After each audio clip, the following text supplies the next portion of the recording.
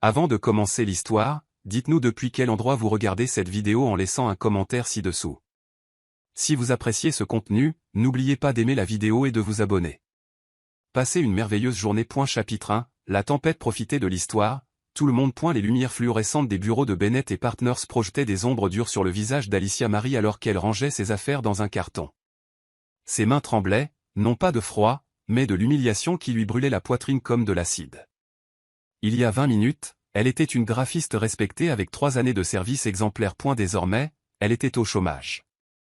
Une mère célibataire noire, renvoyée pour avoir emmené son enfant au travail lors d'une urgence scolaire. Je veux que vous quittiez ce bâtiment dans 15 minutes, avait raillé Bennett, le visage tordu par le dégoût en foudroyant du regard Noah. C'est en point. Le petit garçon était assis sagement dans un coin du box d'Alicia, serrant son sac à dos contre lui. C'est un environnement professionnel ici, pas une garderie.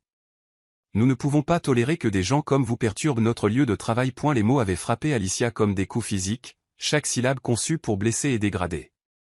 Elle avait voulu hurler, se défendre, expliquer que l'école de Noah avait appelé pour une urgence, qu'il était tombé pendant la récréation, que sa babysitter était hors de la ville et qu'elle n'avait personne d'autre vers qui se tourner. Mais la satisfaction froide dans les yeux de Bennett lui disait que toute explication serait inutile. Et elle cherchait une raison de se débarrasser d'elle depuis qu'elle avait discrètement signalé au RH, 6 mois plus tôt, ses commentaires inappropriés sur son physique. Maman. La voix douce de Noah traversa ses pensées. Ses grands yeux bruns étaient remplis de confusion et de peur. À 7 ans, il était sage au-delà de son âge, ayant appris à lire la tension dans la voix des adultes et à se faire invisible quand les problèmes surgissaient. Est-ce qu'on a des ennuis? Le cœur d'Alicia vola en éclats alors qu'elle s'agenouillait près de son fils, son blazer professionnel déjà trempé de larmes qu'elle ne parvenait plus à retenir. Non, mon bébé, murmura-t-elle en le serrant contre elle, inspirant le doux parfum de ses cheveux, essayant de mémoriser cet instant avant que leur monde ne s'effondre complètement. On n'a pas d'ennui. Parfois, les adultes prennent des décisions injustes, mais ça ne veut pas dire qu'on a fait quelque chose de mal. Pourtant, en prononçant ces mots, Alicia sentit le poids écrasant de la réalité s'abattre sur ses épaules. Sans ce travail, ils perdraient leur minuscule appartement dans le mois. Les $300 de son compte épargne ne couvriraient même pas 2 semaines de courses, sans parler du loyer, des factures et des fournitures scolaires de Noah. Elle avait déjà mis en gage l'alliance de sa mère, la seule chose de valeur qu'elle possédait, pour payer les chaussures d'école de Noah le mois dernier. L'agent de sécurité apparut à son bureau, l'air mal à l'aise mais résolu. Madame, je dois vous escorter vers la sortie maintenant. Alicia se leva sur des jambes flageolantes, soulevant le carton d'un bras tout en prenant la petite main de Noah de l'autre. Alors qu'il traversait le labyrinthe de bureaux, elle sentit les regards de ses anciens collègues les suivre, certains remplis de compassion, d'autres de la satisfaction cruelle propre aux intrigues de bureau. Émilie, de la comptabilité, moutonna un « Je suis désolé » sur leur passage, mais Alicia le perçut à peine à travers le brouillard de sa dévastation. Le trajet en ascenseur vers le rez-de-chaussée sembla durer une éternité.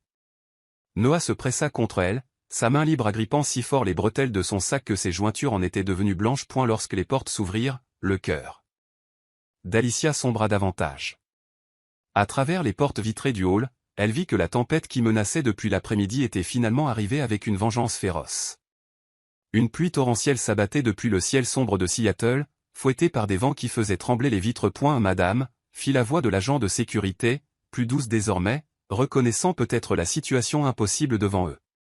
Voulez-vous que je vous appelle un taxi? Alicia faillit rire de l'absurdité de la proposition. Un taxi? Avec quel argent? Le ticket de bus pour rentrer lui prendrait ses 5 derniers dollars, leur laissant de quoi manger pour peut-être 2 jours si elle faisait attention. Non, merci, parvint-elle à dire, sa voix à peine audible par-dessus la tempête. Ça va aller. Mais ça n'allait pas aller, et ils le savaient tous les deux. Sortir dans la tempête fut comme entrer en enfer. La pluie était glaciale et impitoyable, traversant le blazer d'Alicia en quelques secondes. Le vent fouettait avec une telle fureur que Noah trébucha. Alicia le tira contre elle, utilisant son propre corps comme bouclier, tout en essayant de protéger le carton contenant ses souvenirs, des photos de Noah, une petite plante grasse, et sa tasse préférée marquée « Meilleure maman du monde » en lettres bancales. L'arrêt de bus était à 3 pâtés de maison. Lorsqu'ils l'atteignirent, mère et fils étaient trempés et grelottants. Le petit abri offrait peu de protection, et Alicia réalisa qu'il devait attendre 20 minutes pour le prochain bus. Les lèvres de Noah bleuissaient. Alicia l'installa sur ses genoux sur le banc métallique, l'enveloppant de ses bras pour partager le peu de chaleur qu'elle avait. Maman, chuchota Noah, sa voix couverte par le hurlement du vent. Je suis désolé d'avoir gâché ton travail. Je suis désolé de t'avoir fait tout perdre. Ces mots, prononcés avec l'honnêteté dévastatrice que seuls les enfants possèdent, brisèrent quelque chose de fondamental en Alicia. Son fils magnifique et brillant, qui n'avait rien fait de mal à part exister, s'accusait de la cruauté des adultes. Et écoute-moi, Noah, dit-elle en prenant son petit visage entre ses mains. Tu n'as rien gâché. Tu es la meilleure chose qui me soit jamais arrivée. Tu es mon cœur, mon âme, ma raison de vivre. Ne t'avise jamais, jamais de te blâmer pour ce qui s'est passé aujourd'hui. Mais si je ne m'étais pas fait mal à l'école. Alors j'aurais trouvé une autre raison de t'aimer tout autant, l'interrompit Alicia avec une ferveur maternelle. Mon chéri, certaines personnes dans ce monde ne comprennent pas à quoi ressemble l'amour. C'est leur problème, pas le nôtre. Alors qu'elle parlait, Alicia sentit une présence. Un SUV noir aux vitres teintées s'était arrêté près du trottoir, moteur tournant, ses phares perçant la tempête. Elle ne pouvait pas voir le conducteur, mais l'immobilité du véhicule lui donna la chair de poule. Pendant un instant, la peur l'envahit, ils étaient vulnérables, seuls. Mais le SUV restait là, silencieux comme un gardien dans la tempête, et Alicia se sentit étrangement réconfortée. Maman, j'ai peur, murmura Noah. Je sais, bébé. J'ai peur aussi, mais on va s'en sortir. Je te le promets. À l'intérieur du SUV, Ethan Carter serrait le volant, les jointures blanches. Il rentrait d'une réunion tardive lorsqu'il avait été témoin de la scène, une femme et un enfant forcés d'affronter la tempête. Quelque chose dans leur détresse l'avait frappé de plein fouet. En voyant de près l'étreinte protectrice de la femme et la vulnérabilité silencieuse de l'enfant, Ethan sentit quelque chose bouger dans sa poitrine. Cette femme n'était pas seulement belle, elle dégageait une tendresse farouche. 25 ans plus tôt, Ethan avait été cet enfant, effrayé, froid, dépendant d'une mère qui livrait des batailles impossibles. Il se souvenait du goût de la honte. Mais cette mère. Elle voyait son fils. Elle l'aimait avec une intensité qui coupa le souffle d'Ethan. Alors que le bus approchait enfin, Ethan prit une décision. Il sortit une de ses cartes de visite personnelle, griffonna rapidement au dos et sortit sous la pluie. Il s'approcha prudemment et, quand Alicia leva des yeux effarés vers lui, il pressa la carte dans sa main. Demain sera meilleur, dit-il simplement. Avant qu'elle ne puisse répondre, il avait disparu, son SUV s'éloignant dans la nuit, ne laissant derrière lui que des questions et un infime espoir. Chapitre 2, le sauveur mystérieux. 2 semaines s'étaient écoulées depuis cette terrible nuit, et le monde d'Alicia s'était effondré. L'avis d'expulsion sur leur porte lui donnait 5 jours pour partir. Son compte en banque affichait un solde de $12. Les bons alimentaires étaient épuisés depuis la veille. Alicia s'effondra sur leur canapé usé, portant toujours le même blazer noir qu'elle avait mis pour 3 entretiens ce jour-là, tous plus humiliants les uns que les autres. Que deviendrait Noah si elle ne trouvait pas de travail? Les services sociaux allaient-ils le lui prendre? La pensée de perdre Noah envoyait une panique glaciale dans ses veines. Elle saisit la carte de visite que l'inconnu lui avait donnée. Ses bords étaient usés à force d'avoir été manipulés. Le recto, élégant, indiquait « Carter Enterprises ». Mais c'était le message au dos qui l'avait empêché de la jeter « Demain sera meilleur. Appelez quand vous serez prête pour votre miracle. » Alicia avait fait des recherches. Ethan Carter, 32 ans, milliardaire de l'immobilier de luxe. L'idée qu'un tel homme ait d'une mère célibataire des quartiers populaires semblait absurde. C'était sûrement une blague cruelle. Soudain, le bruit d'un papier glissant sous la porte l'interrompit. Le cœur d'Alicia fit un bond, craignant un autre avis du propriétaire. Au lieu de cela, elle trouva une enveloppe d'un papier crème épais et luxueux. À l'intérieur, une lettre formelle, Mademoiselle Alicia Marie, Carter Enterprises a le plaisir de vous offrir le poste de directrice créative senior. Votre salaire de départ sera de $150 000 par an, avec avantages complets. De plus, nous sommes prêts à vous verser une prime à la signature de $25 000. Certains anges se déguisent, Mademoiselle Marie. Considérez ceci comme vos ailes. Respectueusement, Ethan Carter. Alicia lut la lettre 3 fois. $150 000? C'était plus d'argent qu'elle n'avait jamais rêvé de gagner. La prime seule couvrirait 6 mois de loyer. Mais elle se méfiait. Les hommes riches n'offraient pas de telles choses sans attendre quelque chose en retour. Elle connaissait les rumeurs sur la « promotion canapé », pourtant, le ton de la lettre était respectueux, professionnel. Elle alla voir Noah dormir. Il faisait des cauchemars ces derniers temps, pleurant à propos de monstres qui voulaient emmener sa maman. Alicia savait que ces monstres étaient réels, la pauvreté, l'expulsion. Prenant sa décision, elle composa le numéro sur la carte. Carter Enterprises, bureau de la direction. Ici Sofia Lopez.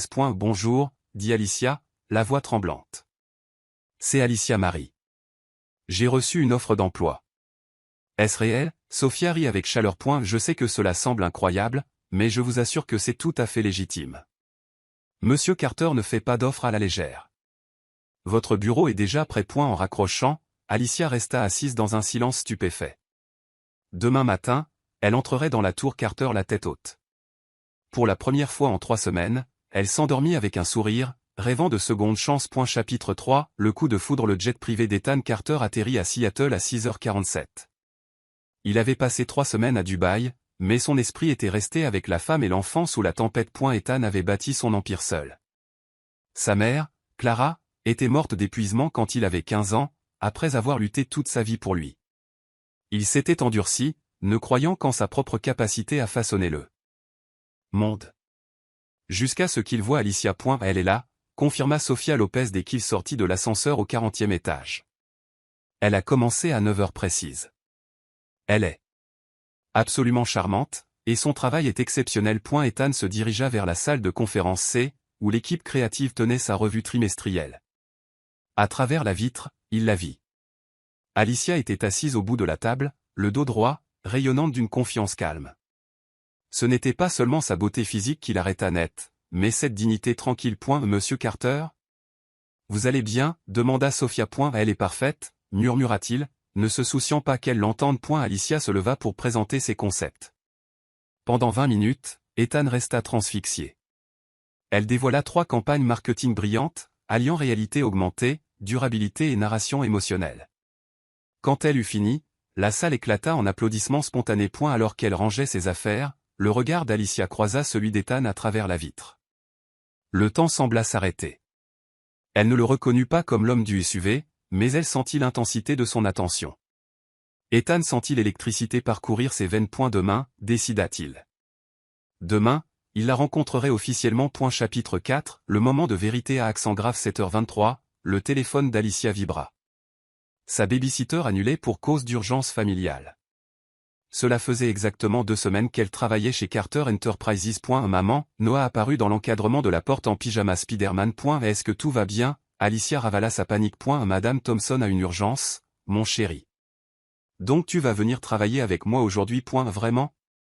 Je vais voir où tu travailles. 1 heure plus tard, Alicia traversait le hall étincelant de la tour Carter, la main de Noah dans la sienne. L'ascenseur monta vers le 40e étage, son estomac se nouant à chaque niveau. Waouh! Souffla Noah quand les portes s'ouvrirent sur la vue panoramique de la baie. Maman, c'est comme un château dans le ciel. A eu lieu du mépris de son ancien patron, ils furent accueillis par des sourires chaleureux. Tu dois être le fameux Noah, s'exclama Rachel, une graphiste. Noah charma tout le bureau en quelques minutes, poli et émerveillé par les œuvres d'art. Alicia l'installa à côté de son bureau avec ses livres de coloriage. Je ne gâcherai pas ton travail, maman, je promets. Pendant 2 heures, tout se passa bien. Puis, une ombre tomba sur le bureau d'Alicia. Elle leva les yeux et son cœur s'arrêta. C'était lui. L'homme aux yeux bleus perçants. Le PDG. Ethan Carter. Alicia se leva d'un bond, prête à s'excuser, prête à défendre la présence de son fils. Mais Ethan ne la regardait pas. Il regardait Noah, qui coloriait sagement. Puis il posa son regard sur Alicia, et pour la première fois, elle vit au-delà du costume de milliardaire. Elle reconnut la lueur dans ses yeux. C'était vous, souffla-t-elle, la réalisation la frappant comme la foudre. Dans la voiture. C'était vous. Ethan sourit, un sourire qui atteignit ses yeux et fit fondre les dernières barrières de peur autour du cœur d'Alicia. J'ai entendu dire que nous avions un nouveau consultant créatif très talentueux aujourd'hui, dit-il doucement, s'accroupissant pour être à la hauteur de Noah. Salut, je m'appelle Ethan. Est-ce que tu aimes les châteaux dans le ciel? Noah hocha la tête, les yeux grands ouverts. Oui. Ma maman travaille ici maintenant. C'est une reine. Ethan leva les yeux vers Alicia, son expression remplie d'une promesse qui allait bien au-delà d'un contrat de travail. Oui, dit-il doucement. C'est exactement ce qu'est le ST.ET dans ce bureau inondé de lumière, au sommet du monde. Alicia Marie sut qu'il n'aurait plus jamais à affronter la tempête seule. C'était exactement le genre de matinée paisible et productive qu'Alicia avait espéré. Elle commençait tout juste à se détendre, trouvant un équilibre harmonieux entre ces 2 mondes. Professionnel et maternel lorsque tout bascula. Alicia était plongée dans sa concentration, passant en revue les données d'une étude de marché pour sa présentation, quand elle perçut une présence. Elle leva les yeux et découvrit un homme de haute taille, vêtu d'un costume gris anthracite à la coupe impeccable, debout à quelques mètres de son poste de travail. Ses yeux d'un bleu perçant étaient fixés sur Noah avec une expression qu'elle ne parvenait pas tout à fait à déchiffrer. Ethan Carter était encore plus imposant en personne que sur les photos d'entreprise qu'Alicia avait étudiées en ligne.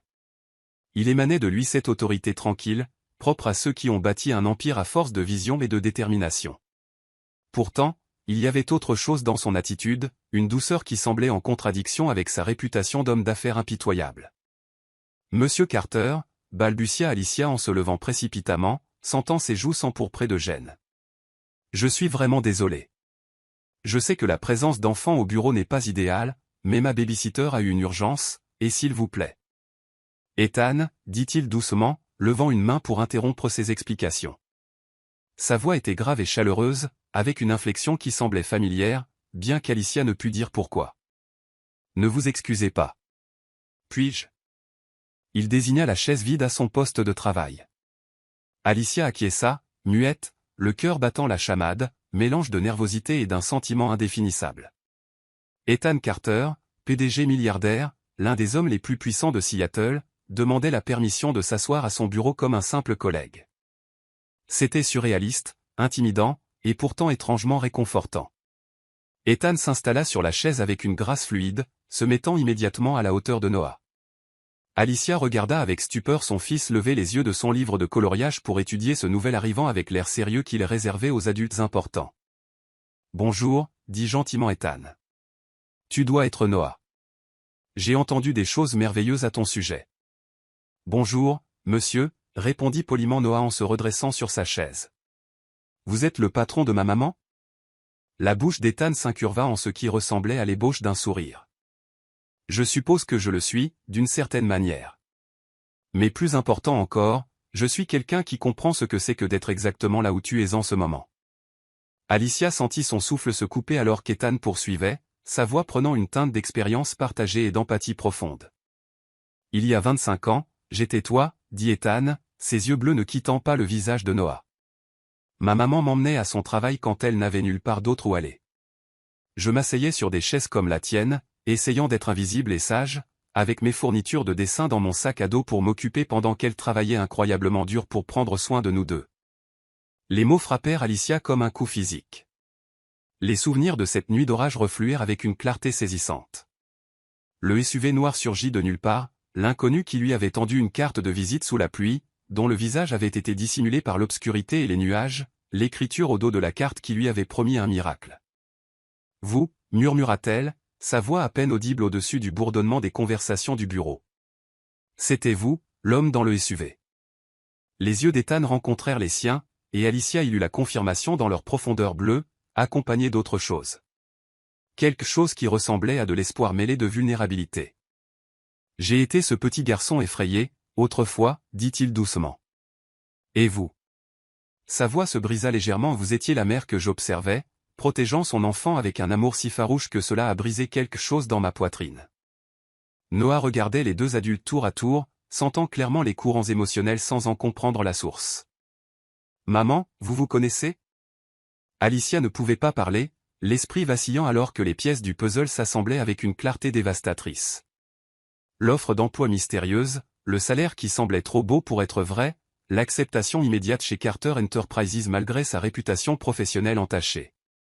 Ethan Carter ne l'avait pas engagé par un sens abstrait de la responsabilité sociale d'entreprise. Il l'avait sauvé parce qu'il s'était vu en Noah, parce qu'il avait reconnu l'écho de sa propre enfance dans leur détresse. « Ta maman, » dit Ethan à Noah, bien que ses yeux restassent ancrés dans ceux d'Alicia, est l'une des femmes les plus fortes et les plus talentueuses que j'ai jamais rencontrées. Elle a travaillé incroyablement dur pour prendre soin de toi, et elle mérite chaque opportunité qui se présente à elle. « Je sais, » dit solennellement Noah. « Ma maman est la meilleure maman du monde entier. Elle s'assure toujours que j'ai tout ce qu'il me faut, même quand ça fait peur. » L'expression d'Ethan s'adoucit encore, et Alicia le vit cligner rapidement des yeux, comme s'il refoulait des larmes. « Elle est extraordinaire, » approuva-t-il. « Et toi aussi, Noah. N'importe quelle entreprise serait chanceuse de vous avoir tous les deux dans sa famille. » Le mot famille resta suspendu dans l'air, chargé de significations qu'Alicia commençait à peine à comprendre. Il ne s'agissait pas seulement d'emploi ou de charité d'entreprise. C'était une reconnaissance à un survivant en saluant un autre, une personne ayant surmonté l'impossible tendant la main à quelqu'un livrant les mêmes batailles. Monsieur Carter, commença Alicia, la voix plus assurée bien que ses mains tremblassent légèrement. Je ne sais pas quoi dire. Je ne sais pas comment vous remercier pour. On ne remercie pas sa famille, l'interrompit doucement Ethan. On se contente de se laisser aimer par elle. Ces mots simples brisèrent quelque chose en Alicia, quelque chose dont elle n'avait même pas réalisé qu'il était cassé. Pendant des années, elle avait porté seule le poids de la monoparentalité, convaincue qu'accepter de l'aide était un signe de faiblesse, qu'elle devait prouver sa valeur par l'indépendance. Mais en regardant Ethan, cet homme puissant qui n'avait jamais oublié d'où il venait, Alicia réalisa que la force signifiait parfois permettre aux autres de prendre soin de vous. « Je peux vous montrer mon dessin ?» demanda Noah à Ethan, décidant apparemment que tout adulte capable de rendre sa maman moins inquiète valait la peine d'être connu. « J'adorerais le voir » répondit Ethan. Alicia regarda avec émerveillement ce PDG milliardaire se pencher pour examiner l'œuvre de son fils de 7 ans avec la même attention qu'il accordait probablement à des projets de plusieurs millions de dollars. En observant les deux personnes les plus importantes de son monde se lier autour d'un dessin de Spider-Man sauvant une famille d'un nuage d'orage, Alicia sentit quelque chose bouger dans sa poitrine, quelque chose qui ressemblait étrangement au début de l'espoir. Chapitre 5, le feu et la glace. Le reste de la journée passa dans un flou de regards dérobés et d'instants électriques qui laissèrent les nerfs d'Alicia vibrer d'une conscience qu'elle n'avait plus ressentie depuis des années.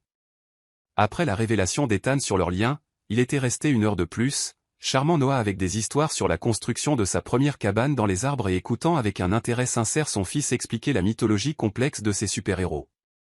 Mais c'était la façon dont Ethan la regardait, avec une intensité qui semblait voir droit dans son âme, qui laissait Alicia vacillante, à bout de souffle. 3 jours plus tard, Alicia repassait encore en boucle chaque mot de leur conversation, analysant chaque geste. Elle s'était jetée dans son travail avec une passion renouvelée, mais sous son succès professionnel courait un courant d'anticipation qui lui serrait la peau et affolait son cœur. C'est pendant sa pause déjeuner, le jeudi, alors qu'elle était assise dans le jardin sur le toit de l'entreprise avec une salade qu'elle était trop nerveuse pour manger, qu'Ethan la trouva de nouveau. « Je peux me joindre à vous ?»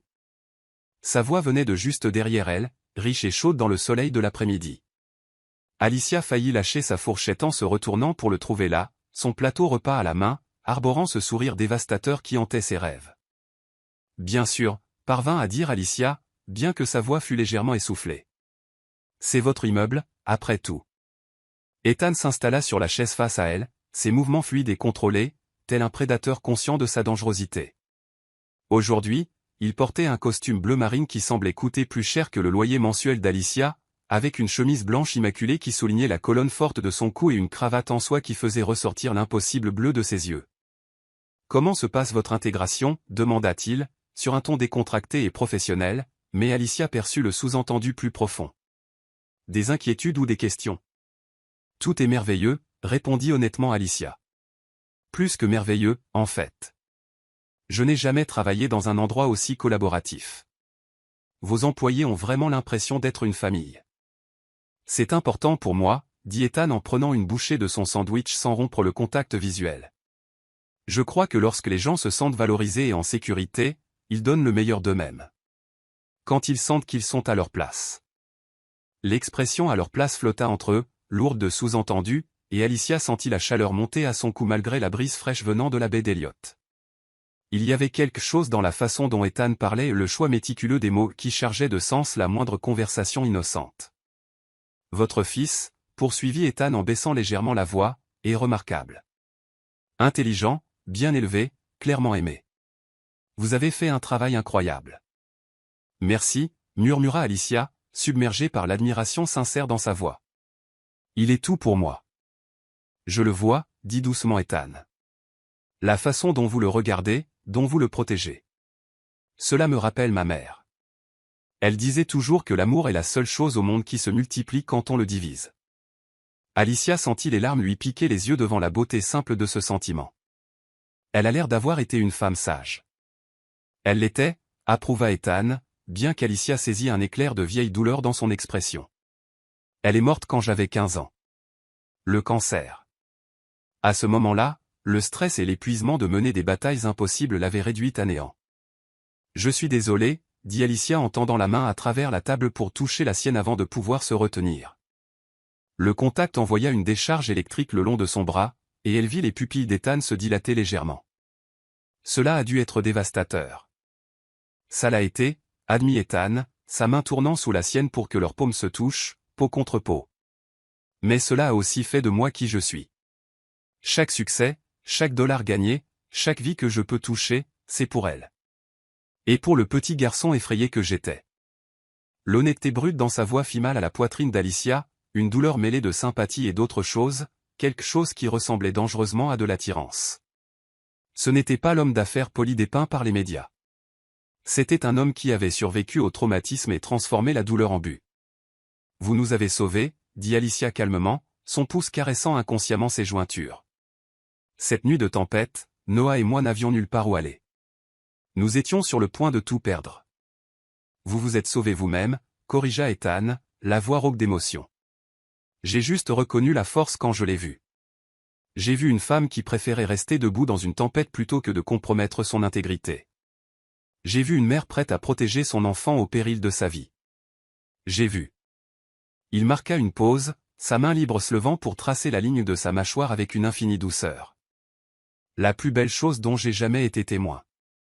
Le souffle d'Alicia se bloqua alors que le bout des doigts d'Ethan effleurait sa peau, laissant des traînées de feu dans leur sillage. Elle aurait dû se reculer, maintenir les limites professionnelles, se rappeler que cet homme était son patron. Mais la façon dont il la regardait, comme si elle était précieuse, puissante et parfaitement imparfaite, rendait toute pensée rationnelle impossible. Ethan, chuchota-t-elle, sans savoir si c'était une protestation ou une supplique. Il se pencha plus près, assez près pour qu'elle puisse sentir son eau de Cologne ou une odeur coûteuse et masculine qui lui donnait envie d'enfouir son visage dans son cou, assez près pour voir les paillettes d'or dans ses yeux bleus.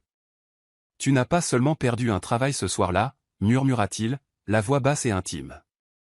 Tu as trouvé ton destin. Nous nous sommes trouvés. » Ces mots envoyèrent une spirale de chaleur dans le corps d'Alicia.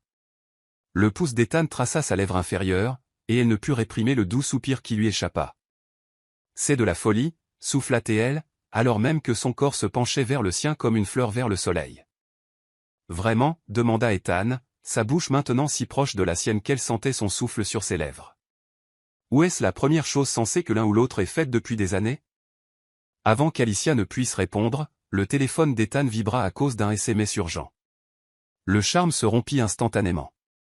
Alicia recula brusquement, le visage en feu, réalisant à quel point ils avaient été proches de s'embrasser à la vue de tous. Ethan jeta un coup d'œil à son téléphone avec une frustration évidente. « Je dois y aller, dit-il, la voix rauque de désir inassouvi. Réunion d'urgence du conseil. Mais Alicia. Il se leva, tendant la main pour toucher la sienne une dernière fois. Ce n'est pas fini. Nous devons parler. Vraiment parler. Alicia hocha la tête, muette. Elle regarda Ethan s'éloigner avec cette grâce confiante, les épaules droites malgré la tension. Ce n'est que lorsqu'il disparut qu'elle s'autorisa à s'affaisser sur sa chaise. Qu'est-ce qu'elle faisait? Ethan Carter était hors de sa portée. Mais son cœur murmurait que certaines connexions défiaient la logique. À 17 heures, ses nerfs étaient tendus à craquer. Elle rangeait ses affaires quand Sofia Lopez, l'assistante de direction, apparut. « Mademoiselle Marie » dit Sofia, le ton neutre malgré une lueur complice. « Monsieur Carter m'a demandé de vous remettre ceci. » Elle tendit à Alicia une enveloppe en papier crème épais. Les doigts d'Alicia tremblèrent en la prenant. Elle attendit d'être dans sa voiture pour l'ouvrir. À l'intérieur, une seule feuille avec quelques lignes de l'écriture audacieuse d'Ethan. « Alicia. Je sais que cela complique tout. Je sais que tu as toutes les raisons de fuir ceci, de me fuir, de fuir l'impossibilité de ce que je ressens. Mais il y a 25 ans, un petit garçon effrayé s'est fait la promesse qu'un jour, il serait assez fort pour protéger les gens qui comptent. Tu comptes, Alicia. Toi et Noah comptez plus que toute autre chose dans mon monde. Si tu es prête à tenter ta chance sur quelque chose qui défie toute logique, retrouve-moi demain soir à 20h. L'adresse est ci-dessous. Si tu n'es pas prête, je comprendrai. Ton poste, ta sécurité, tout ce que je vous ai promis à toi et Noah est acquis, quoi qu'il arrive. Sans condition. À toi, si tu veux de moi. Ethan. En bas, une adresse dans le quartier huppé de Queenan. Assise dans sa voiture, Alicia sentit des larmes couler sur ses joues. Demain soir, elle devrait faire un choix qui pourrait tout changer. Chapitre 6, Désir dangereux. Alicia se tenait devant le miroir de sa chambre pour la 5e fois en 20 minutes, lissant le tissu de la robe noire simple mais élégante qu'elle avait choisie. Noah était en sécurité chez sa voisine, Madame Lee. L'adresse fournie par Ethan menait à un immeuble résidentiel de Queenan qui coupa le souffle à Alicia. L'ascenseur la conduisit directement au 42e étage, s'ouvrant sur le penthouse d'Ethan. L'espace était un chef-d'œuvre d'architecture moderne, avec des baies vitrées offrant une vue panoramique sur la ville. Ethan émergea de la cuisine. Fini le costume formel, il portait un jean sombre et un pull gris anthracite, pieds nus. Cette intimité décontractée envoya une bouffée de chaleur dans le corps d'Alicia. « Tu es venu, dit-il doucement, avec une note d'émerveillement. J'ai failli ne pas venir, admit Alicia. C'est terrifiant, Ethan. Tout cela défie la logique. Les meilleures choses le font généralement, répondit-il en s'approchant. Je peux t'offrir quelque chose à boire? Du vin, peut-être, dit Alicia. Ils passèrent au salon, s'installant aux extrémités opposées d'un grand canapé en cuir. Parle-moi de toi, dit Ethan, la voix basse. Pas la version professionnelle. La vraie Alicia. À quoi rêves-tu? Je peignais, autrefois, dit-elle doucement. Je rêvais d'avoir ma propre galerie. Qu'est-ce qui t'a arrêté? La vie, dit Alicia avec un sourire triste. Un mariage avec un homme qui trouvait l'art frivole, la maternité. Les rêves ne sont jamais impossibles, dit Ethan avec ferveur. Ils sont juste retardés. Que peindrais-tu maintenant? Des nuages d'orage, dit-elle sans réfléchir. La beauté dans la destruction et le renouveau.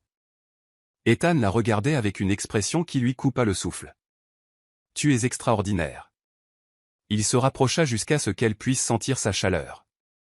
Je sais que c'est fou, dit-il. Mais depuis que je t'ai vu dans cette tempête, je n'ai pu penser à rien d'autre. Tu as réveillé quelque chose en moi que je croyais mort. Alicia ferma les yeux alors que le pouce d'Ethan traçait sa lèvre. Alicia, murmura-t-il. Oui, souffla-t-elle. Au moment où sa bouche n'était plus qu'à quelques centimètres, la lumière vacilla et le tonnerre gronda, annonçant une tempête féroce. On dirait que le temps se gâte, dit Ethan d'une voix un peu plus rauque. La pluie commença à fouetter les vitres. C'est magnifique, dit Alicia en s'approchant de la fenêtre. Magnifique et dangereux, approuva Ethan en venant se placer derrière elle. Comme certaines autres choses que je pourrais mentionner. Alicia se retourna dans le cercle de ses bras. Ethan, chuchota-t-elle. Dis-moi d'arrêter, murmura-t-il front contre front. Dis-moi n'importe quoi, sauf que tu veux ça autant que moi. Je ne peux pas, admit-elle. Je veux ça. Je te veux. Le contrôle d'Ethan céda. Sa bouche s'abattit sur la sienne avec une faim contenue depuis des semaines. Le baiser était tout ce qu'Alicia avait imaginé, ferme, chaud, dévastateur. Quand ils se séparèrent enfin, Ethan garda son front contre le sien. J'avais envie de faire ça depuis l'instant où je t'ai vu. Seulement depuis ce moment-là, demanda Alicia, à bout de souffle. Ethan rit doucement. En fait, je crois que je t'ai attendu toute ma vie. Un coup de tonnerre ébranla l'immeuble. Alicia se pressa contre lui. Je devrais partir, chuchota-t-elle, sans bouger. Le devrais-tu, demanda Ethan. Où veux-tu rester et voir où cette tempête nous mène? Chapitre 7, quand les ennemis frappent. Alicia flottait sur un petit nuage depuis 3 jours. Ethan s'était comporté en parfait gentleman, mais son intérêt était indéniable, orchidée rare sur son bureau, effleurement de main. C'est jeudi après-midi que le monde d'Alicia commença à s'effondrer. Sa sœur, Léla, fit irruption au bureau, échevelée et paniquée. Alicia. Il faut que je te parle. Tout de suite. Alicia l'entraîna dans une salle de conférence. Léla, qu'est-ce que tu fais ici? Je vois quelqu'un, dit Léla, la voix tremblante. Quelqu'un de puissant. Marcus Varga. Alicia fronça les sourcils. C'est le plus grand concurrent d'Ethan. Il m'a utilisé pour avoir des informations sur toi, sur ta relation avec Ethan. Les mots frappèrent Alicia. Quelle relation? Ne me mens pas, Alicia. Marcus sait tout. Il sait pour la nuit de l'orage, il sait qu'Ethan tombe amoureux de toi. Il t'a fait surveiller. Alicia s'effondra sur une chaise, se sentant violée. Il y a pire, continua Léla en pleurant. Marcus prévoit de demander la garde de Noah. Le monde sembla basculer. Quoi? Il ne connaît même pas Noah. Il prétend que tu es une mère indigne, une croqueuse de diamants qui expose son fils à des situations dangereuses. Il a des photos, Alicia. La porte de la salle s'ouvrit soudainement. Ethan se tenait là, furieux, accompagné d'un homme au regard gris et froid. Mademoiselle Alicia Marie, dit l'inconnu. Je suis Marcus Varga. Ethan se plaça devant Alicia, protecteur. Sortez de mon immeuble, Varga. Maintenant. Est-ce une façon de traiter un partenaire, demanda Marcus en souriant. Je suis fasciné par Mademoiselle Marie. Que voulez-vous, demanda Ethan d'une voix mortellement calme. Simple. Démissionnez de votre poste de PDG, liquidez vos avoirs et disparaissez. En échange, j'oublierai ces photos et Mademoiselle Marie pourra garder son fils. Il montra son téléphone. Les photos montraient Alicia et Ethan s'embrassant, mais surtout, une photo de Noah seul dans un bureau, avec un horodatage suggérant qu'il avait été abandonné pendant des heures. Ces photos sont sorties de leur contexte, s'écria Alicia, la voix tremblante de rage et de peur. Pour la dernière fois, je ne suis parti que 5 minutes pour aller aux toilettes. Noah n'a jamais été seul, c'est juste que... Le contexte fait tout, n'est-ce pas? L'interrompit Marcus avec onctuosité. Et le contexte peut être interprété de tant de façons différentes. Un juge pourrait y voir un schéma de comportement irresponsable, emmener un enfant dans un environnement de travail inapproprié, l'exposer à des situations d'adultes, faire passer ses relations amoureuses avant ses devoirs parentaux. Ethan bougea si vite qu'Alicia le vit à peine avant qu'il n'ait plaqué Marcus contre le mur de la salle de conférence, l'avant-bras pressé contre la gorge de l'autre homme. Si tu oses ne serait-ce que penser à toucher cet enfant, Ethan, arrête, s'écria Alicia, craignant que la violence n'aggrave la situation. Le sourire de Marcus ne vacilla pas, même immobilisé par la force considérable d'Ethan. Doucement, mon vieil ami. Des accusations d'agression feraient tache lors de l'audience pour la garde, bien que je suppose que cela ne ferait que prouver mon point de vue sur les influences dangereuses dans la vie du jeune Noah. Ethan relâcha Marcus avec une réticence évidente, les poings serrés le long du corps. Tu as 48 heures pour quitter Seattle, dit-il d'une voix sourde. Si tu n'es pas parti d'ici là, je te détruirai d'une manière que tu ne peux même pas imaginer. Oh, Ethan, répondit Marcus en rajustant son costume coûteux avec un calme théâtral, je ne vais nulle part. En fait, je pense que Seattle est sur le point de devenir beaucoup plus intéressante. Mademoiselle Marie, vous avez un choix à faire, l'avenir de votre fils ou l'empire de votre petite amie. Choisissez bien. Sur ces mots, Marcus sortit à grands pas de la salle de conférence, laissant derrière lui un silence si lourd de tension et de peur qu'Alicia eut l'impression d'étouffer. Léla sanglotait doucement sur sa chaise, Ethan fixait la porte avec une envie de meurtre dans le regard, et Alicia essayait de réaliser que la vie qu'elle commençait à peine à construire s'effondrait autour d'elle, une fois de plus. Mais cette fois, ce n'était pas seulement son propre avenir qui était en jeu. Cette fois, on pouvait lui enlever Noah, et c'était une perte à laquelle elle ne survivrait pas. Chapitre 8, l'ultime épreuve de l'amour. La réunion d'urgence du conseil d'administration débuta à 6 heures ce vendredi matin, emplissant la salle de conférence exécutive de Carter Enterprises d'une atmosphère si tendue qu'elle en était presque suffocante. Alicia était assise dans le bureau d'Ethan, regardant Elliott Bay à travers les baies vitrées, tandis que 20 étages plus bas, Ethan se battait pour leur avenir à tous les deux face à une salle remplie d'investisseurs qui ne se souciaient que des marges bénéficiaires et des rendements trimestriels. Elle n'avait pas dormi depuis 36 heures. Chaque fois qu'elle fermait les yeux, elle revoyait le sourire prédateur de Marcus Varga et ses photos accablantes qui pourraient être détournées pour détruire sa relation avec Noah. Son fils était en sécurité à l'école, heureusement inconscient que son monde entier ne tenait qu'à un fil, et Alicia était reconnaissante de cette innocence, même si cela la rendait plus désespérée encore de la protéger. Léla avait disparu après la confrontation avec Marcus, ne laissant derrière elle qu'une excuse larmoyante et la promesse d'essayer de glaner des informations sur la stratégie juridique de Marcus. Alicia n'avait pas grand espoir. Sa sœur était faible face aux hommes puissants, et Marcus Varga était l'incarnation même du pouvoir. Les portes de la salle de conférence s'ouvrirent dans un léger souffle, et Alicia se retourna pour voir Sofia Lopez entrer, l'expression grave, une pile de documents juridiques à la main. L'estomac d'Alicia se noua d'angoisse. La réunion du conseil est sur le point de se conclure, dit doucement Sofia en posant les papiers sur le bureau d'Ethan.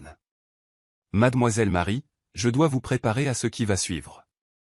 Est-ce si grave? Demanda Alicia, bien qu'elle pût lire la réponse dans les yeux troubles de Sofia. L'équipe juridique de Marcus a déposé les documents préliminaires pour la garde ce matin, répondit Sofia d'une voix douce mais ferme.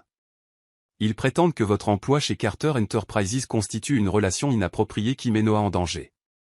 Ils ont des photos, des témoignages de personnes affirmant vous avoir vu négliger vos devoirs parentaux, et une évaluation psychiatrique qui vous dépeint comme émotionnellement instable. Alicia s'effondra dans le fauteuil en cuir d'Ethan, ses jambes ne pouvant plus supporter son poids. Une évaluation psychiatrique? De qui? Je n'ai jamais vu de psychiatre. C'est fabriqué de toutes pièces, s'empressa de dire Sofia. L'équipe d'Ethan travaille déjà pour la faire rejeter, mais Marcus joue sale. Il utilise ses relations pour accélérer l'affaire, prétextant que Noah est en danger immédiat.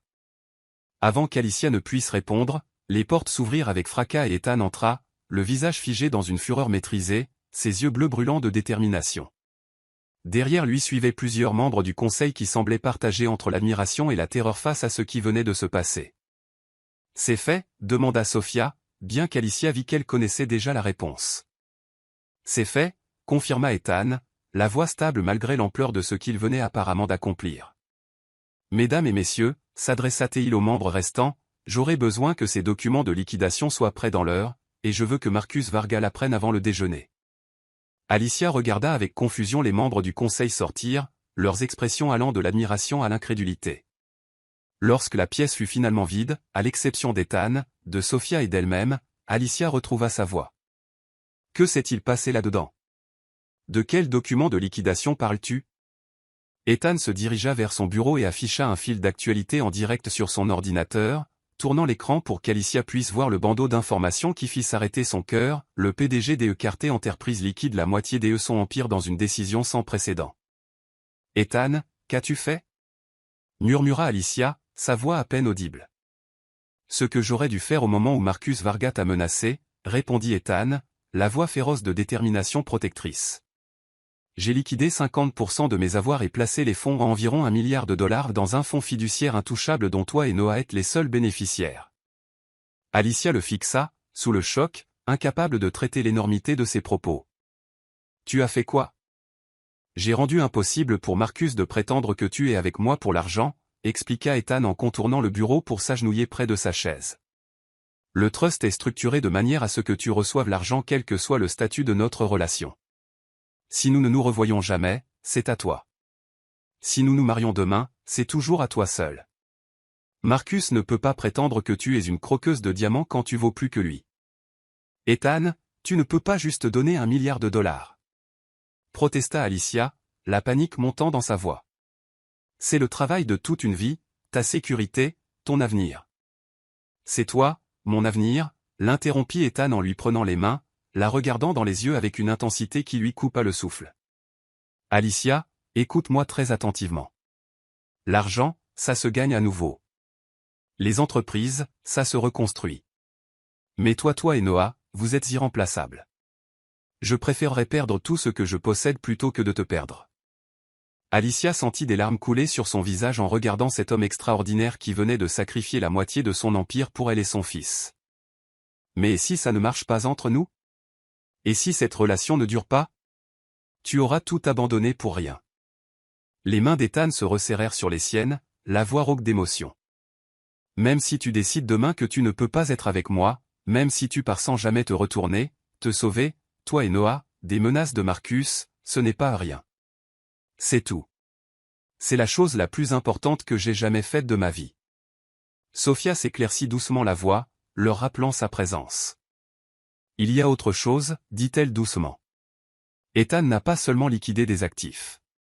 Il a tenu une conférence de presse. Alicia les regarda tour à tour, confuse. Quel genre de conférence de presse? Ethan se leva et afficha un autre flux d'actualité, montrant des images datant de 30 minutes plus tôt. À l'écran, Ethan se tenait derrière un pupitre, face à une foule de journalistes et de caméras. Son expression était calme et déterminée. Monte le son, chuchota Alicia. La voix d'Ethan remplit le bureau. Mesdames et messieurs, j'ai convoqué cette conférence de presse pour répondre à certaines attaques récentes contre ma vie privée et la vie d'une personne qui m'est très chère. Marcus Varga, PDG de Varga Développement, a lancé une campagne de harcèlement et d'intimidation contre une employée de Carter Enterprises, une mère célibataire qui n'a fait que travailler dur et aimer son enfant farouchement. Alicia regarda avec stupéfaction Ethan continuer. Laissez-moi être clair. Alicia Marie n'est pas avec moi pour mon argent. Elle n'a pas besoin de mon argent. Depuis ce matin, j'ai placé $1 milliard dans un fonds fiduciaire irrévocable à son nom, faisant d'elle l'une des femmes les plus riches de Seattle.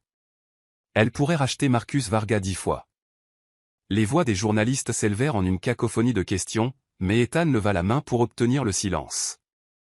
Mais plus important encore, poursuivit-il, je veux que tout le monde comprenne quel genre de femme est Alicia Marie. C'est une professionnelle brillante et créative qui a déjà transformé nos stratégies marketing. C'est une mère dévouée qui a tout sacrifié pour offrir à son fils la meilleure vie possible. Et c'est la personne la plus forte et la plus honorable que j'ai jamais rencontrée. Ethan marqua une pause, regardant directement la caméra avec une expression qui fit s'arrêter le cœur d'Alicia. Marcus Varga croit pouvoir me manipuler en menaçant la femme que j'aime. Il a tort. Alicia Marie et son fils comptent plus pour moi que chaque dollar que j'ai jamais gagné, chaque propriété que j'ai développée, chaque succès que j'ai obtenu. Ils sont mon cœur, mon âme, ma raison de vivre, et je dépenserai chaque ressource à ma disposition pour les protéger. La vidéo se termina, laissant le bureau dans un silence stupéfait. Alicia fixait l'écran noir, incapable de croire ce qu'elle venait de voir. Ethan avait déclaré son amour pour elle devant tous les médias de Seattle, s'était rendu vulnérable d'une manière qu'aucun homme d'affaires puissant ne devrait jamais faire. Tu as dit au monde entier que tu m'aimais, chuchota TL. J'ai dit la vérité au monde, répondit simplement Ethan. Je t'aime, Alicia. J'aime ta force, ton intelligence, ta dévotion féroce envers Noah. J'aime la façon dont tu vois la beauté dans les nuages d'orage et dont tu trouves de l'espoir dans les situations impossibles. J'aime tout de toi, et je n'en ai pas honte. Alicia se leva sur des jambes tremblantes, ses émotions submergeant sa capacité à penser clairement. Ethan, c'est de la folie. Tu as fait de toi une cible. Marcus va s'en prendre à toi encore plus fort maintenant. Qu'il essaie, dit Ethan, la voix dure comme l'acier. Je construis mes ressources et ma réputation depuis 15 ans. Marcus Varga pense pouvoir me détruire parce qu'il n'a jamais affronté quelqu'un qui n'a plus rien à perdre. Mais il se trompe là-dessus aussi. J'ai tout à perdre. J'ai toi et Noah, et cela me rend plus dangereux qu'il ne pourra jamais l'imaginer. Avant qu'Alicia ne puisse répondre, le téléphone d'Ethan vibra pour un SMS urgent. Il y jeta un coup d'œil et sourit, pour la première fois depuis l'apparition de Marcus la veille. C'était mon équipe juridique, dit-il avec satisfaction. Apparemment, la demande de garde de Marcus a été retirée. Son équipe lui a conseillé que menacer la famille d'un milliardaire philanthrope ne passerait peut-être pas très bien auprès d'un juge aux affaires familiales. Alicia sentit ses genoux flancher de soulagement.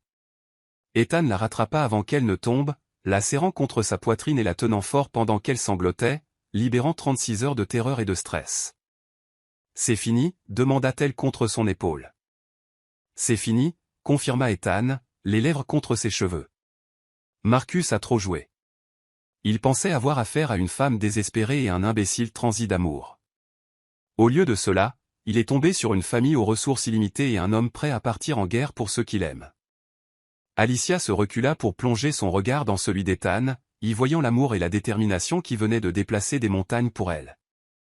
Je ne peux pas accepter l'argent, dit-elle doucement. $1 milliard c'est trop. Ça change tout. Ça ne change rien, répliqua fermement Ethan. Tu es toujours la même femme qui s'est tenue dans la tempête pour protéger son enfant. Tu es toujours la même personne qui est entrée dans mon immeuble avec dignité et talent et qui a transformé tout ce qu'elle a touché. L'argent garantit simplement que plus personne ne pourra jamais te faire sentir impuissante. Alicia réalisa alors qu'Ethan avait raison. L'argent n'était pas là pour changer qui elle était.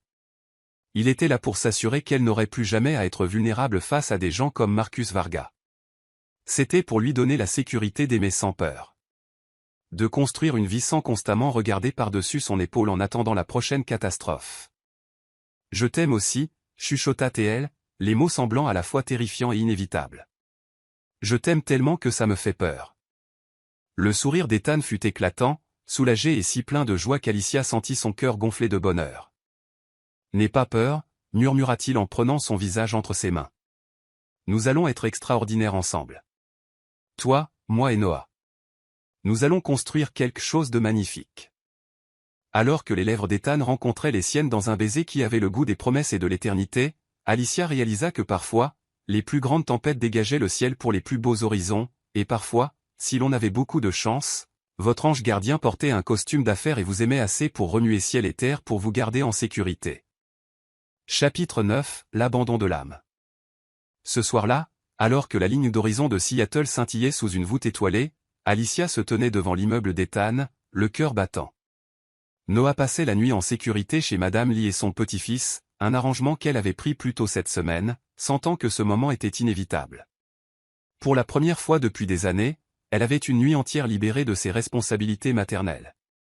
Le portier la reconnut, l'accueillant avec un sourire chaleureux qui témoignait des instructions d'Ethan de la traiter comme de la famille. Le trajet en ascenseur jusqu'au 42e étage sembla à la fois éternel et impossiblement bref. Son reflet dans les parois miroitantes montrait une femme transformée par l'amour et les possibles, elle portait une simple robe bordeaux qui épousait ses courbes et faisait rayonner sa peau, accompagnée de talons qui lui donnaient de l'assurance et d'un sourire impossible à contenir. Ethan ouvrit la porte avant même qu'elle ne frappe, comme s'il avait guetté son arrivée. Il était dévastateur dans son jean sombre et sa chemise blanche aux manches retroussées révélant ses avant-bras puissants, les cheveux légèrement en désordre et les yeux bleus assombris par une intensité qui fit papillonner son ventre d'anticipation. « Tu es venu, dit-il doucement. » Les mêmes mots qu'il avait prononcés lors de leur première nuit ensemble. Mais maintenant, il portait le poids de tout ce qu'ils avaient surmonté. « Je viendrai toujours vers toi, » répondit Alicia en se glissant dans ses bras aussi naturellement qu'elle respirait.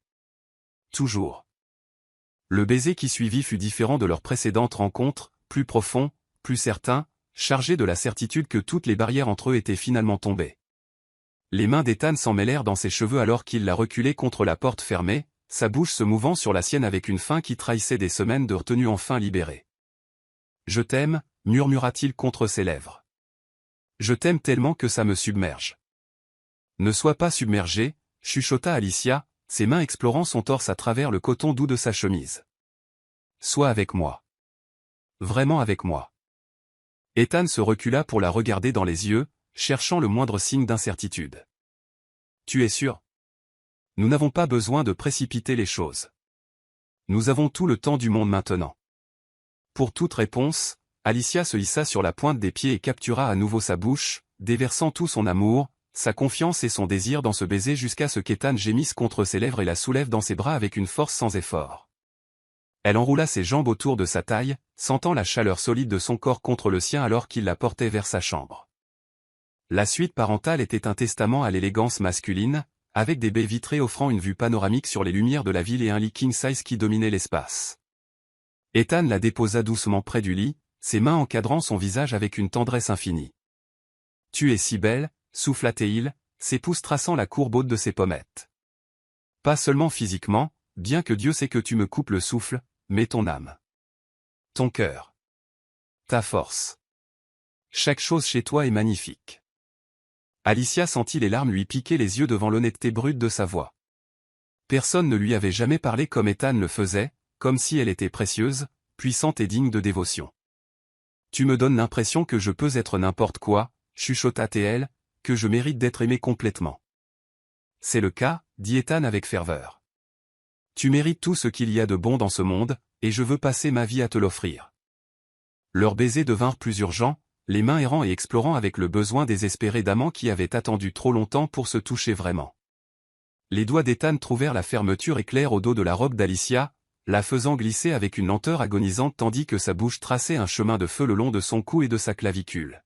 « Dis-moi ce que tu veux, » murmura-t-il contre sa peau, la voix rauque d'un désir à peine contenu.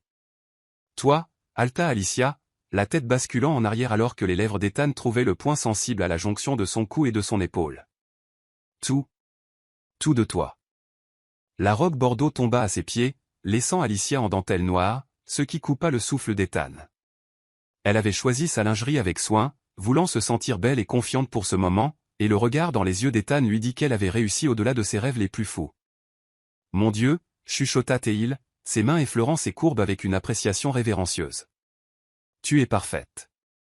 Absolument parfaite. » Les doigts d'Alicia s'activèrent sur les boutons de sa chemise avec une urgence tremblante, désespérée de sentir sa peau contre la sienne. Quand le coton blanc tomba enfin, elle pressa ses paumes contre les plans durs de son torse, s'émerveillant de la façon dont ses muscles tressaillaient sous son toucher. Ils bougèrent ensemble dans une danse aussi vieille que le monde, mains et bouche explorant avec une passion croissante alors que les dernières barrières tombaient. Ethan vénérait chaque centimètre du corps d'Alicia de ses lèvres et de ses mains, la traitant comme une déesse digne de dévotion, tandis qu'Alicia découvrait la joie profonde de se donner entièrement à un homme qu'il aimait au-delà de la raison. Lorsqu'Ethan s'unit enfin à elle, leurs regards se verrouillèrent dans une connexion bien plus profonde que le plaisir physique. C'était une revendication, un abandon, une promesse d'éternité scellée de la manière la plus intime qui soit. Alicia ne s'était jamais sentie aussi complète, aussi parfaitement en accord, aussi absolument aimée. « Je t'aime » haleta Ethan contre son cou alors qu'il bougeait en parfaite harmonie. « Mon cœur, mon âme, mon tout c'est tout à toi, pour toujours » promit Alicia, la voix brisée par l'intensité de ses émotions. Pour toujours et à jamais. Leur apogée fut bouleversant d'intensité, les laissant tous deux à bout de souffle et tremblant dans les bras l'un de l'autre alors que les répliques du plaisir ondulaient à travers leur corps unis. Ethan s'effondra à côté d'Alicia, la tirant immédiatement contre sa poitrine pour qu'elle puisse sentir les battements rapides de son cœur contre sa joue. C'était commença Ethan, avant de s'arrêter, apparemment incapable de trouver les mots adéquats pour décrire ce qu'il venait de partager. « Je sais » chuchota Alicia en déposant de doux baisers sur son torse. « Je l'ai senti aussi. » Ils restèrent dans un silence confortable pendant de longues minutes, regardant les lumières de la ville scintiller au-delà des fenêtres tandis que leur respiration revenait lentement à la normale. Alicia traçait des motifs paresseux sur le torse d'Ethan du bout des doigts, s'émerveillant de la justesse de l'instant, de la façon parfaite dont elle s'emboîtait contre son flanc. « Et maintenant, qu'est-ce qui se passe » demanda-t-elle doucement, exprimant la question qui planait aux confins de sa conscience. « Maintenant, on construit une vie ensemble » répondit Ethan, ses bras se resserrant autour d'elle. « Toi, moi et Noah. Nous créons quelque chose de beau, de durable et d'assez fort pour résister à n'importe quelle tempête. » Alicia leva la tête pour le regarder, voyant l'avenir se refléter dans ses yeux bleus, un avenir plein d'amour, de rire et du genre de sécurité qu'elle n'avait jamais osé imaginer. « Et ton entreprise ? Tu as tant sacrifié aujourd'hui. » « Je n'ai rien sacrifié » l'interrompit Ethan en roulant sur le côté pour se placer au-dessus d'elle, l'expression intense. « J'ai investi dans ce qui compte le plus. L'entreprise se remettra. L'argent reviendra. Mais ça nous c'est irremplaçable. » Alicia leva la main pour tracer la ligne forte de sa mâchoire, le cœur si plein d'amour qu'il semblait prêt à exploser. « Je n'aurais jamais cru pouvoir avoir ça, » avoua-t-elle. « Un amour comme ça. Un homme comme toi. Je pensais que les contes de fées étaient pour les autres. » « Ce n'est pas un conte de fées, » dit Ethan en déposant de tendres baisers sur son front, ses joues, ses lèvres. « C'est la vraie vie, et ce sera parfois compliqué, bordélique et difficile. Mais ce sera aussi extraordinaire parce que nous allons l'affronter ensemble. » Comme pour prouver son point, le téléphone d'Ethan vibra sur la table de nuit, signalant sans doute une autre crise nécessitant son attention. Il y jeta un coup d'œil, puis le retourna délibérément face contre table et reporta son attention sur Alicia. « Quoi que ce soit, ça peut attendre, » dit-il fermement. « En ce moment, la seule chose qui compte, c'est toi. » Alicia ressentit une vague de gratitude si intense qu'elle en eut le souffle coupé. Cet homme avait déjà renoncé à des milliards pour elle, avait déclaré son amour au monde, s'était rendu vulnérable comme peu d'hommes puissants le feraient, et maintenant il la choisissait elle plutôt que ses obligations professionnelles, prouvant une fois de plus qu'elle était véritablement sa priorité. « Je t'aime, Ethan Carter » chuchota-t-elle en attirant sa tête vers elle pour un autre baiser. « J'aime ta force, ta générosité, ta protection féroce. J'aime la façon dont tu vois le meilleur chez les gens et dont tu te bats pour tes convictions. Je t'aime de tout mon cœur. » « Et je t'aime, Alicia Marie » répondit Ethan, la voix chargée d'émotion. « Ma femme courageuse, belle, extraordinaire. Tu m'as sauvé d'une façon que tu ne réalises même pas. Tu m'as donné une raison d'utiliser mon succès pour quelque chose qui a du sens. » Alors qu'ils faisaient l'amour à nouveau, plus lentement et plus tendrement cette fois, Alicia réalisa que leur histoire ne se terminait pas, elle ne faisait que commencer. Demain apporterait de nouveaux défis, de nouvelles opportunités de construire la vie qu'ils voulaient tous les deux. Il y aurait Noah à prendre en compte, une relation à naviguer, un avenir à planifier ensemble. Mais ce soir, dans la sécurité des bras d'Ethan, avec la ville scintillant en contrebas comme une promesse de possibilités infinies, Alicia Marie comprit enfin ce que signifiait être complètement, totalement, parfaitement aimée. Et pour la première fois de sa vie, elle osa croire que le bonheur n'était pas seulement pour les autres. Il était pour elle aussi. La tempête qui les avait réunis était enfin passée, laissant dans son sillage le ciel le plus beau et le plus clair qu'aucun d'eux n'ait jamais vu. Chapitre X, quand deux cœurs ne font qu'un. 6 mois après la défaite de Marcus, Alicia se tenait dans son dressing, ajustant la robe de soie bordeaux qui épousait ses formes. Les boucles d'oreilles en diamant qu'Ethan lui avait offertes scintillaient dans la lumière de l'après-midi. Derrière elle, Noah se battait avec sa cravate, essayant de reproduire le nœud qu'Ethan lui avait patiemment enseigné. « Maman, est-ce que je suis bien ?» demanda Noah, sa voix de 8 ans nerveuse d'excitation. Ethan a dit que ce dîner est très important.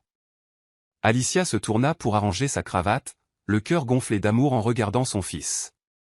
Au cours de ces mois avec Ethan, Noah s'était épanoui, plus confiant, sécure, absolument dévoué à l'homme qui était devenu son héros. « Tu es incroyablement beau », l'assura Alicia. Et oui, ce dîner est très spécial. 40 étages plus bas, Ethan arpentait le jardin sur le toit qu'il avait transformé en un conte de fées. Des guirlandes lumineuses scintillaient comme des étoiles capturées, des roses blanches formaient une arche encadrant Elliott Bay, et des orchidées exotiques, les préférées d'Alicia, brillaient dans des vases en cristal. Dans la poche de sa veste, un écrin de velours contenait le diamantail émeraude qu'il avait dessiné pour elle, entouré de pierres plus petites formant une étoile, symbole de la lumière qu'elle avait apportée dans ses ténèbres. « Monsieur Carter », dit Sophia Lopez en apparaissant à ses côtés, souriante. « Tout est prêt. Le photographe est caché, les musiciens sont là, et Noah connaît son rôle. » Ethan hocha la tête, bien que son cœur battît comme celui d'un adolescent. Il avait conquis des salles de conseil et conclu des affaires d'1 milliard de dollars, mais demander à Alicia de l'épouser le terrifiait. « Et si elle dit non ?» chuchota Théil. Sophia rit doucement. « Cette femme vous regarde comme si vous aviez accroché chaque étoile dans le ciel. Elle ne dira pas non. » L'ascenseur s'ouvrit, révélant Alicia et Noah, magnifiquement vêtus.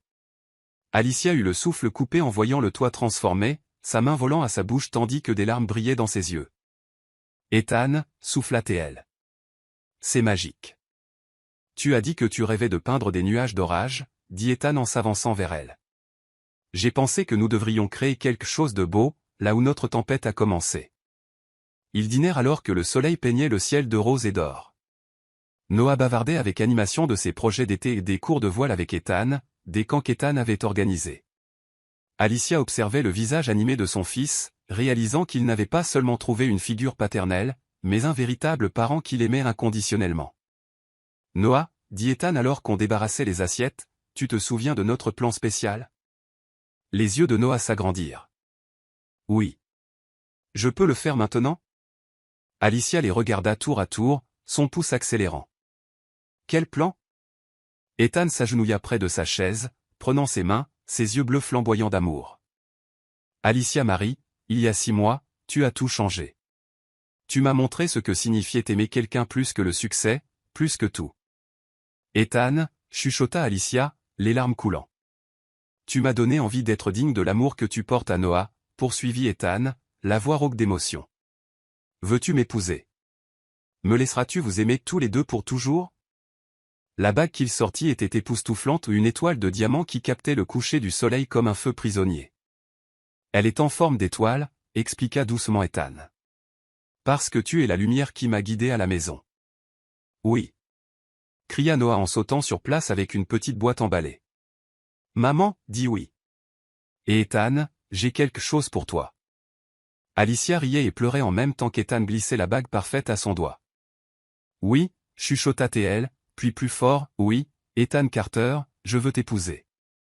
Ethan la prit dans ses bras, la faisant tourner alors qu'elle riait de pur bonheur. Lorsqu'il la reposa, Noah tendit son cadeau. C'est pour toi. Maman et moi l'avons choisi ensemble. À l'intérieur se trouvait une chaîne en or avec un pendentif laminé, un dessin de Noah représentant leur famille se tenant la main sous un soleil radieux. Maintenant tu fais vraiment partie de notre famille, déclara solennellement Noah en attachant la chaîne autour du cou d'Ethan. Maman a dit que les familles se portent près du cœur. Ethan se mit à la hauteur de Noah, le serrant dans une étreinte féroce. Je t'aime, fils. Je t'aime aussi, papa, répondit naturellement Noah. Le mot au papa brisa quelque chose dans la poitrine d'Ethan. Quand il se releva, Alicia le regardait avec un amour si profond qu'Ethan se sentit humble. Alors que le crépuscule enveloppait Seattle, ils se tinrent ensemble au bord du jardin, Alicia blottie contre le flanc d'Ethan, son bras autour de sa taille, tandis que Noah s'appuyait contre d'eux avec une sécurité totale. 3 mois plus tard, Alicia marchait dans une allée de dentelle de soie, Noah l'escortant fièrement vers Ethan qui attendait en costume gris anthracite, les yeux brillants de larmes, le sourire tendre et fier. Lorsqu'Alicia l'atteignit et que Noah plaça sa main dans celle d'Ethan, ils formèrent un cercle d'amour qui bénit toutes les personnes présentes. Leurs vœux parlèrent d'amour romantique et de famille choisie. Ethan promit d'aimer Alicia complètement et d'être le père que Noah méritait.